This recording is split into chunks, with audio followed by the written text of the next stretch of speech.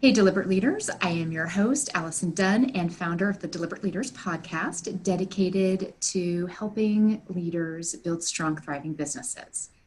Each episode, we try to bring you inspiring interviews to help you on your leadership journey. And today it gives me great pleasure to have and introduce Amy Morin to our show today. Amy is a psychotherapist. She's been featured in many magazines, including Fast Company, Times, on NBC and ABC and Fox, and much more. She is joining us today from a yacht off of the coast of Florida in the Keys. She is the author of the 13 Things Mentally Strong People Don't Do. In her book, she shares how to take back power, embrace change, face fear, and train your brain for happiness and success. And we can all use a lot more of that. So, Amy, thank you so much for joining us today. Thanks so much for having me. Absolutely. Now, can I tell you a quick little secret? Absolutely. Okay.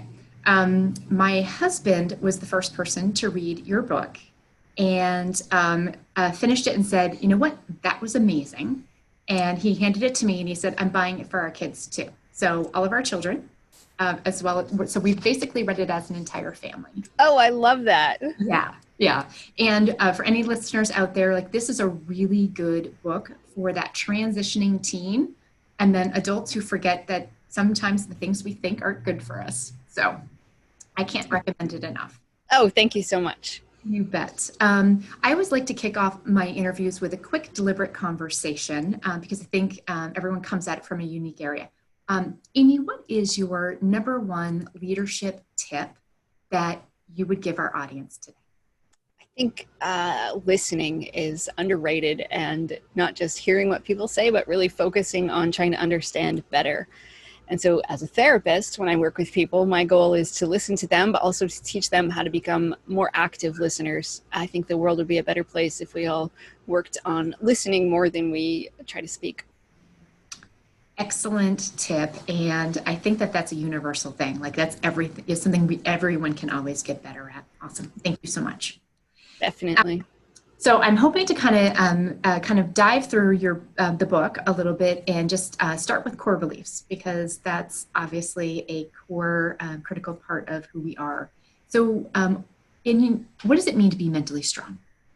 Yeah, that's a good place to start. So when it comes to mental strength, because a lot of people get it wrong, they think that if they don't cry at a funeral, then they're strong, or they say, I have to be strong for my family, so I can't show emotion, but that's not it at all. Mental strength is about understanding how you feel.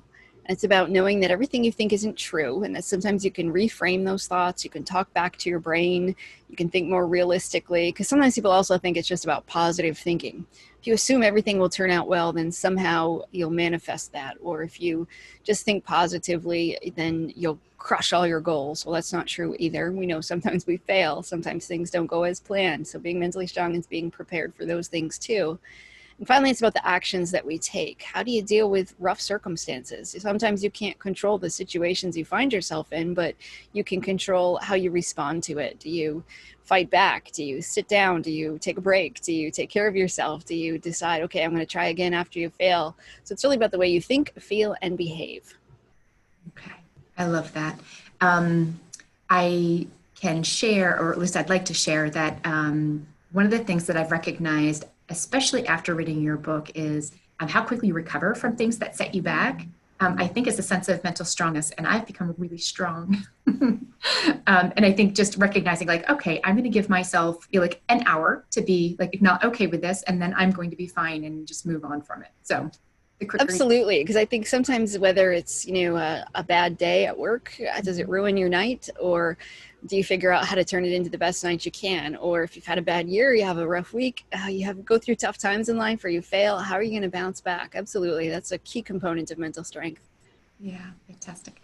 I know that one of your key messages that you shared in the book is that your mind can be your greatest strength or your worst enemy. So I don't want to assume. So can you tell us what you mean by that? And then how can we change those patterns when using that same tool against us or for us. Right. So when you walk into a situation, let's say you are going to negotiate a deal, the things that run through your head are going to greatly affect how you behave, how you come across to somebody else, how they're going to perceive you. So if you were to walk into a negotiation and you're thinking to yourself, oh, these people are not going to listen to me, they're probably going to laugh at me, they're not going to like me, and they're going to laugh me out of the room, your body language will be much different than if you walk into the room thinking, okay, I've got this. I'm going to make eye contact. I'm going to speak assertively. Here we go. And, one of the big things I teach people is you have to play to win. And when they do studies on this, they look at, say, an athlete. And how does the athlete step out onto the field? Are they thinking, oh, hope I don't embarrass myself today? Probably not, at least not the ones who win. The ones who win step out onto the field thinking, okay, I've got this. This is what I've trained for. This is what I've prepared for. Here's what I'm going to do, and I'm going to crush it today. And just that slight difference in the way that you approach a situation makes a huge difference in how you perform. So whether you're getting up to give a presentation, you're meeting somebody new, you're in a situation that you're kind of uncomfortable with, just pay attention. What are the thoughts that run through your head? And if you start thinking things like, I hope I don't embarrass myself, or I hope I don't fail, flip the switch and say, okay, right now I'm playing to avoid losing, and that's not going to help. You need to play to win. So how do you do that? Just remind yourself, okay, I've prepared for this. I can do it. Here I go. And when you do that, you'll perform much better. It becomes a self-fulfilling prophecy as compared to when you're thinking, nobody's going to listen, nobody's going to like me, this isn't going to work. Studies will show when you think that way, you actually manifest it and make it become true. Would it be fair to say that it is normal to have to self-talk yourself into one or the other, because it happens inside of our head anyways, and to make it an intentional choice to be super positive about it? It does. So many times, we're confident in some areas of our lives, but not others. Maybe a student says, okay, I'm going to math class and I know I can crush this, but that same student then goes to a social gathering and sits in the corner thinking, oh, I'm so socially awkward. Nobody's going to like me. And so that's why it's really important to say, okay, how do I speak to myself? And it's not about saying, so if a student says, I'm going to crush this exam, therefore I don't need to study, that's not going to help either, because overconfidence can be just as detrimental as being so filled with self-doubt that you can't function. But it's about knowing if you really prepared, if you really studied, then when you go to take that test, just remind yourself of that hard work that you put in so that you could be prepared, and that you are going to do your very best no matter what. And that if you want to come across as a confident, competent, capable person, you have to act that way too. I know that, so you're a psychotherapist, so you work with a lot of clients. What would you say is sort of a common sabotaging, I don't know if it's a behavior, or like, what do you find is, how have we damaged ourselves the most? What's the most common damage we've done? So I think one of the biggest hurdles I see, and it's so common with people, is they convince themselves that they're not good enough. And yet nobody talks about it. We look at other people and we think, oh, they're so much more confident than I am.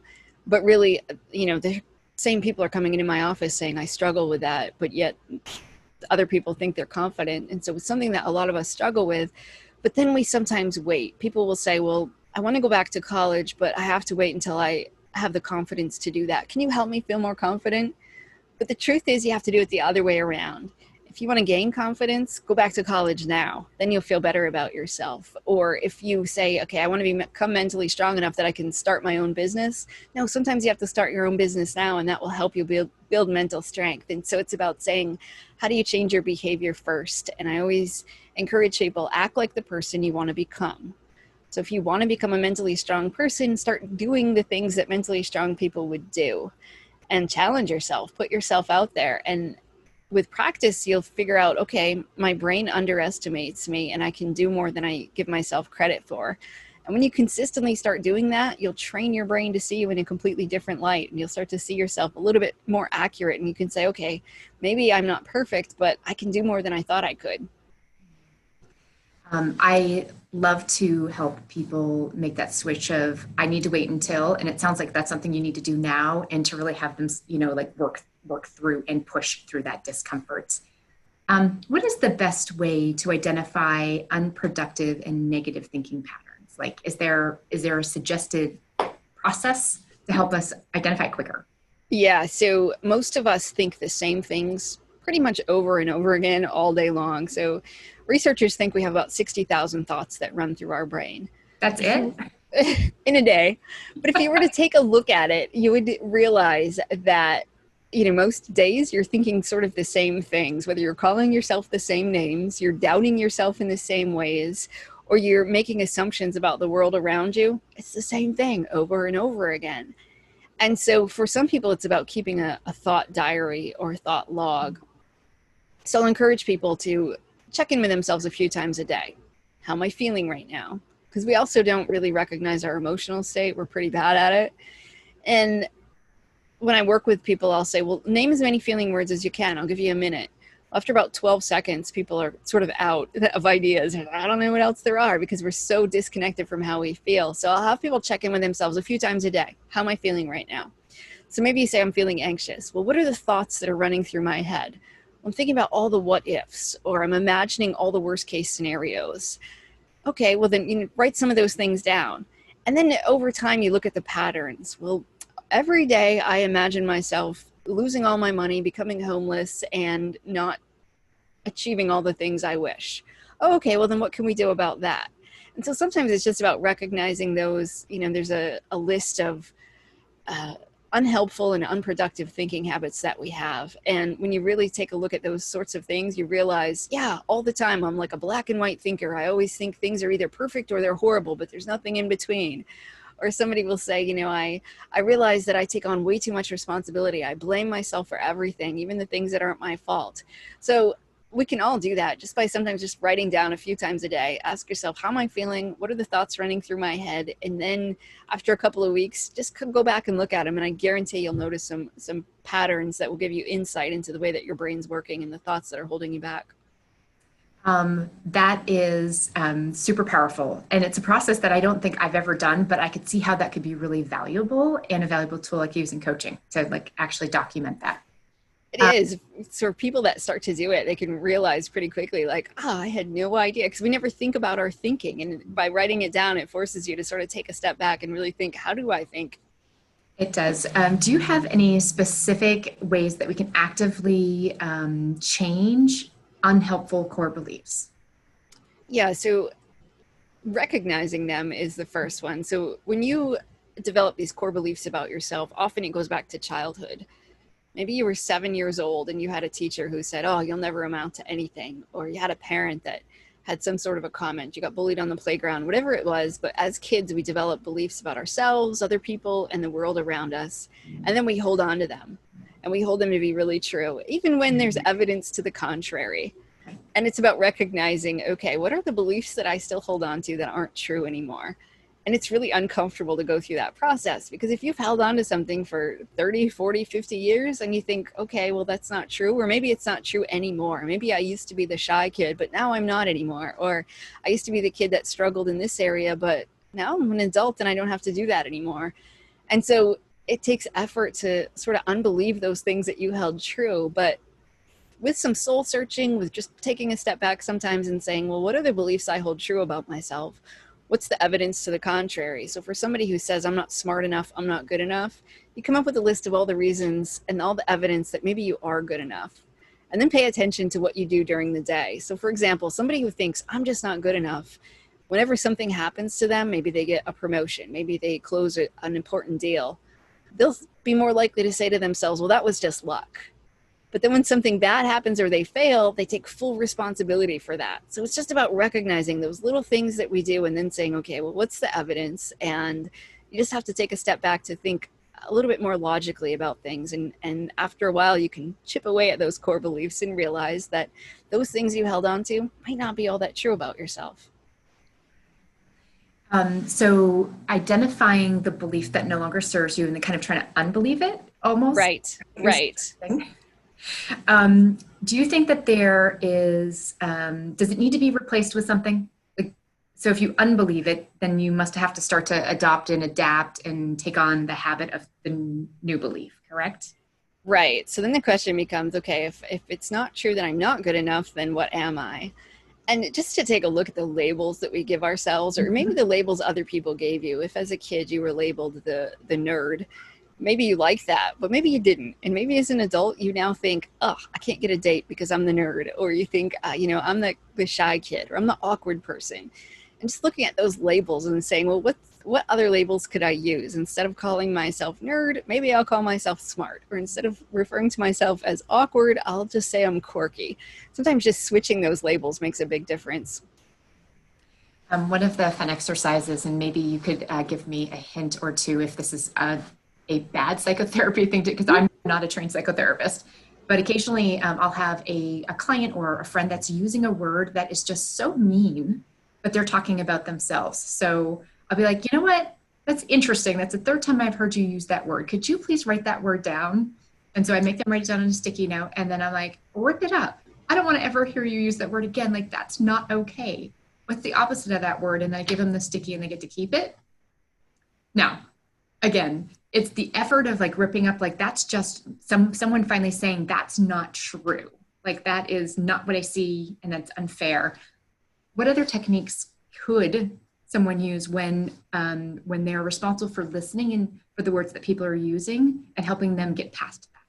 I think the strategy you use is a good one, because I think it causes writing something down. There's something about seeing it on a piece of paper that causes us to then think about it differently. Sometimes it's in our head, the words that come out of our mouth, but when you have a tangible piece of paper and you have to look at it, it forces us to come to grips with, yeah, I just said that.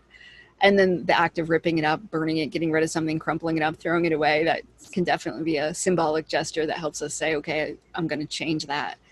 But something else you can do too is ask somebody, what would you say to me? If I came to you and I had that problem, what advice would you give me? Or if I said, gee, I just messed up again, would you call me stupid? And your friend is going to say, no, absolutely not. I'd say to you, you tried your best and you can do it again. And they are going to be much more encouraging. We know that all of us do that. We're much more critical of ourselves than we are other people. But study after study show that the key to doing better isn't harsh self-criticism, it's self-compassion. And if you speak to yourself kinder, you'll do better. Yet for some reason, we don't do that. We just call ourselves names. We beat ourselves up. We take on so much responsibility. And so we just ask yourself, if I wouldn't say it to a friend, why would I say it to myself? And if you just treat yourself with the same kindness and compassion you'd give to other people, you'll feel a lot better. So I think when you catch other people doing it, you can ask them that question too. Would you ever say that to me? And of course, most people are horrified and they'll, no, I'd never call you that name, or I'd never say that to you. Well, then encourage them. Well, don't say it to yourself either. I love that. In the work that you do with your clients, what are the most common, or what is the most common bad habit that they decide to work on with you? So in the process of psychotherapy. I think one of the worst habits that people want to address, especially what they want to address first, is giving away their power. And it's what I talk about in chapter 2 of my book. And a lot of people don't realize that they're doing it. So they'll come in under the assumption that, okay, my mother-in-law is driving me crazy. I need help dealing with her. But the truth is, we can't control your mother-in-law, but we can control how you respond to her. So this one is really about saying, how do you take back your power? It's about being in control of how you think, feel, and behave, so that nobody is ever going to have permission again to drive you crazy or to make you mad or to cause you to feel bad about yourself. And to know that your self-worth doesn't have to be dependent on other people, that you can think in a healthy way about yourself, even if somebody insults you, or that you can choose to have a good day. You're not going to give your boss the power to ruin your day ever again. And for a lot of people, that's eye-opening to know, okay, I can empower myself to feel better despite what's going on around me. Because I don't have any magic wands to make your mother-in-law nicer or to make your boss treat you better, but I can help you feel better despite the people that are around you. And sometimes it's setting boundaries and saying, no, you can't do that, or no, I need you to do this, or I need to be treated like this. And sometimes it's just doing an inside job of saying, okay, even though this person might be critical of me, I don't have to agree with it. I don't have to let it affect me. I can choose to still feel okay about myself. Giving up their power, taking their power back. Is it often just as simple as saying no and not allowing something, or is it that simple? Sometimes it is. When somebody tries to take you on a guilt trip, for example, oh, please, please, please, can't you help me? Sometimes it's saying no and then saying, I'm sorry, I can't help you, or that's not going to happen today. And sometimes it's just knowing what are my values and what are my priorities. So I'll get this from a lot of parents with adult children say, who their adult kids want to move back in. They want to borrow money. They want to help paying back their loans.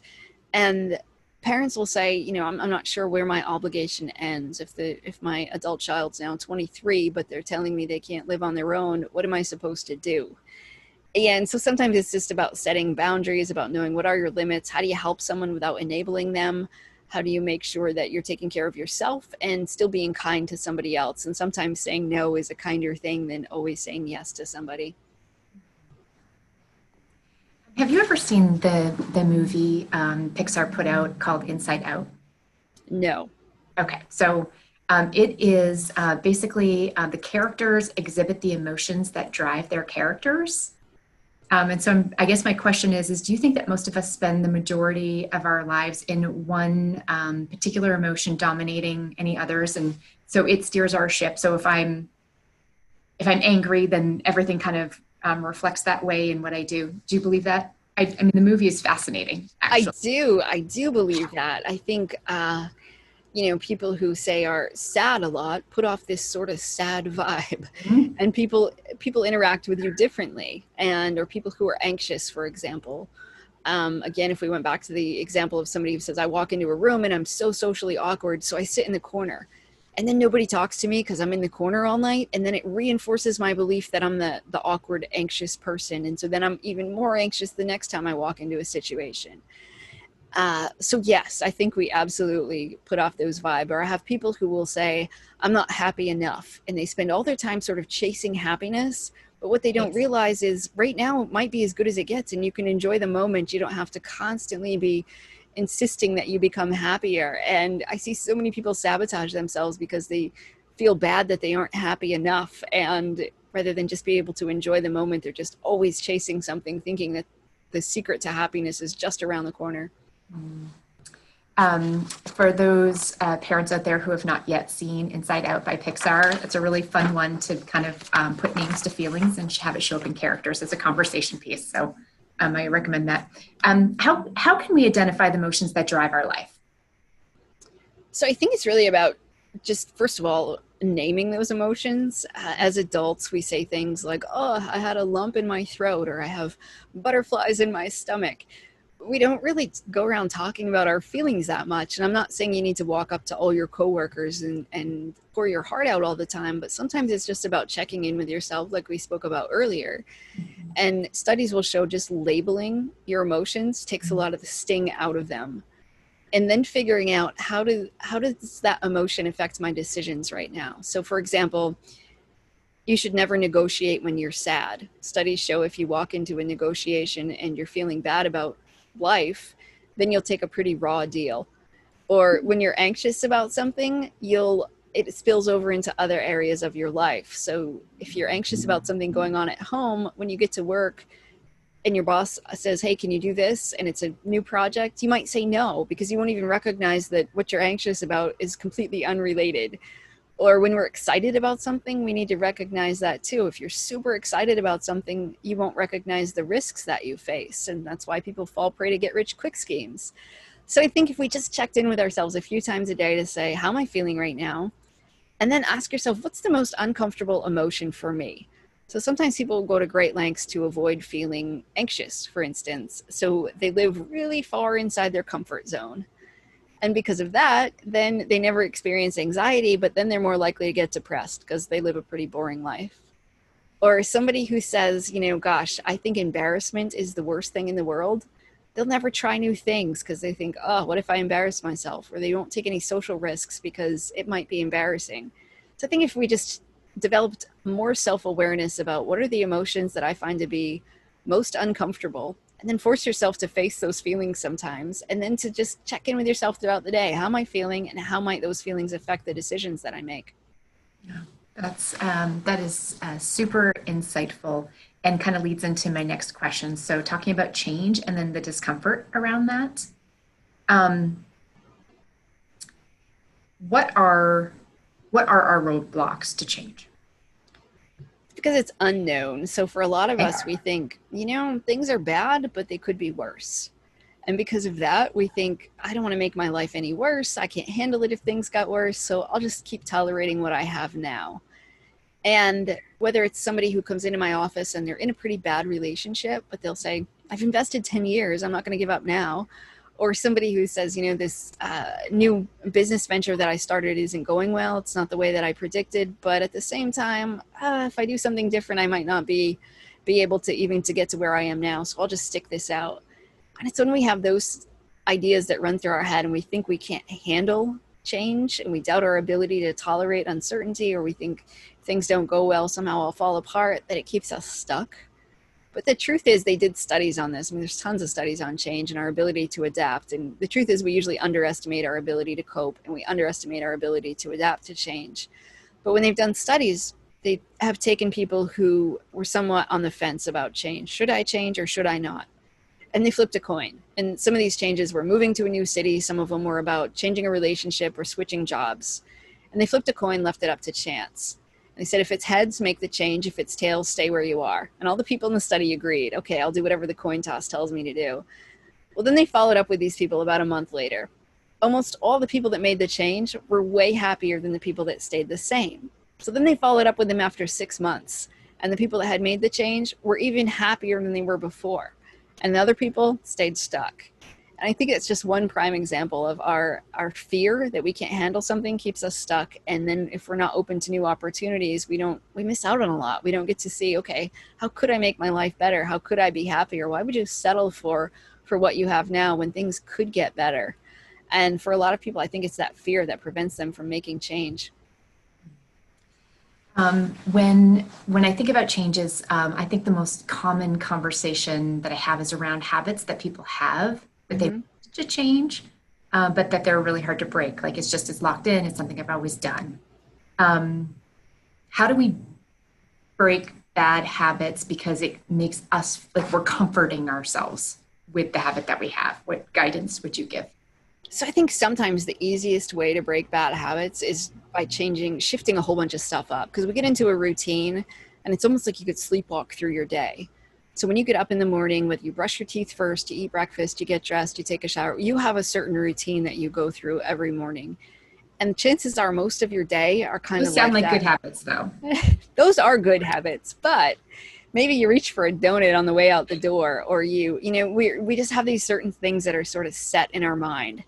And then we don't think about them and it just becomes ingrained in us. Or you come home from work and you just sit down and you watch TV all night and you don't go to the gym, or you don't go out and do things, or you end up staying up too late because you bring your phone to bed and you scroll through your phone for an extra hour or two rather than sleep. We all have certain bad habits. And so sometimes just to recognize, all right, here's my bad habit, and then shift things up. When you shift your schedule altogether, things get different. So you might need to mix things up a bit anyway. I mean, I know when I moved from a house to a sailboat, my life was completely different in so many ways. And it allowed me to reset a lot of my habits to figure out, what do I actually want to do with my day? I know most people aren't going to make that move, but maybe it's a matter of saying, okay, I'm going to either start going to bed an hour later. Maybe that's enough. Or I'm going to get up an hour earlier. Or I'm going to go to bed an hour earlier. Whatever it is, just a matter of figuring out what can I do to sort of make a big shift that will cause me to have to really be awake during the day and more aware of the habits that I have. And then if you have a habit that you know you want to change, you can do a couple of things. Our emotions drive a lot of our habits because it's easy to do. And so you want to raise your logic, because when our emotions are high, our logic goes down. You want to raise your logic and balance out those emotions. So I'll give you an example. I worked with this guy who would come out of work every day and he wanted to go to the gym, but he would always convince himself, I had a long day, I'm tired, I'm going home. And if he turned right out of the parking lot, that would be towards his house. If he turned left, that was to go to the gym. And he said, every day after work, I get in my car fully intending to go to the gym. Yet when I pull out of the parking lot, I just turn right and I go home. And so we came up with an idea where he taped the top 10 reasons why he should go to the gym to his steering wheel. And he agreed before he put the key in the ignition and started his car, he was going to read that list. And that was enough for him to deal with that battle he was having in his brain. So when his brain said, no, just go home. You deserve it. You had a long day. You're tired. You'll go tomorrow. He had a list of reasons to talk back and say, no, this is good for me. I can do it. It's going to be uncomfortable, but It'll help me in the end. It'll be good for my health. He had this whole list. And as long as he read that, that then gave him the motivation to say, I'm going to turn left. And he would pull out of the parking lot, and his attendance at the gym skyrocketed. It was just one little piece of paper. It took 5 minutes for him to come up with this list, but really changed his habits. So I think sometimes just becoming more aware of our bad habits, coming up with a list of why we should get rid of that habit or why we should develop a new habit, and then reminding yourself of that throughout the day can give you that extra boost of motivation that you need to actually follow through and do it. What great advice. I relate to that client, right or left, and choosing right because I've convinced myself. So I'm going to try the steering wheel thing. All right. When going by my car, you could look for all the reasons why I should go work out. That's great. I wasn't, this is not part of I had this kind of list of questions, but tell me about, like, how is it living on a boat? How does it keep you, like, how has it challenged you mentally? I'm super. Yeah. So my dream was to not live on a boat. It was my husband's dream. But when I wrote the book, so I was a therapist, I lived in rural Maine, and life was pretty good, but I wrote this article, 13 Things Mentally Strong People Don't Do. It went viral. 50 million people read the article. And I got a book deal. Never intended to become an author. But once I became an author, it opened up new doors. So we could move, we could go do whatever we wanted. We could live the kind of life that we wanted to live. And since my husband's dream, when he was 4, his bedroom was decorated in a sailboat theme. So he knew someday he was going to live on a boat. And I agreed, someday when we can make that happen, let's do it. And then someday came a lot sooner than I thought it was going to. So we said, yeah, let's go do this. And so we made it happen, thinking he thought, okay, you'll probably last a couple of months at most. And he was okay with that. We just want to make sure that we did it at least once in our lives. But it's been 4 years, and here I am. The challenges are, sometimes it's not all that convenient to live on a boat. I travel a lot for work, and I need fast internet for my job. And, just like doing this interview today, I'm lucky it's not a particularly windy day. Sometimes it's really windy out. There's helicopters that might fly by, or there's a lot of things I can't control, or when it's raining really hard, it's loud in here. So there's those sorts of complications. But for the most part, I find it to be even easier than working in a house. Life is simple. I came down here with a suitcase with some clothes in it and a laptop. And that was really, I figured that's really all I need in the world. I don't need all this extra stuff that makes life more complicated. And so in a lot of ways, having a simple life gives me more time to do fun things and then just focus on my work and do what I want to do without having to worry about all the things I had to worry about when I lived in a house. Oh, I love that. I would say my husband and I would have a dream to live on a boat, and you're making it look really good. Well, I hope you decide to do it someday because I think it's amazing. That's fantastic. Amy, I just want to open it up. Was there anything I didn't think to ask you that you would like to leave with our audience today? I guess it's just that you're stronger than you think, and that your brain will underestimate you, and it's up to you to, when you have that initial thought that pops in your head that says, I can't do this, or people aren't going to like me, or this will never work. Just talk back to that, argue the opposite, come up with a bunch of reasons why it could work, remind yourself of all the reasons you are capable, and then move forward anyway. Every time you challenge your brain and say, okay, my brain says I can't do this, but I'm going to try it anyway, it gives you an opportunity to train your brain to see yourself as a more capable and competent person. Oh, awesome advice. My favorite mantra that I do tell myself very consistently is I've got this. So yes, I love that. Yep, you've got this for sure. Amy, thank you so much. I want to definitely ask you, what is the best way for our listeners to connect with you or follow you online? My best place is probably my website, Amy Morin, LCSW, is in licensed.clinicalsocialworker.com. And there's info on my books, and my TEDx talk is on there, and other information about other projects I have going on as well. Fantastic. And again, I really recommend 13 Things Mentally Strong People Don't Do is a great read for adults and teens. Amy, such a pleasure. Thank you for being with us today. Thanks for having me.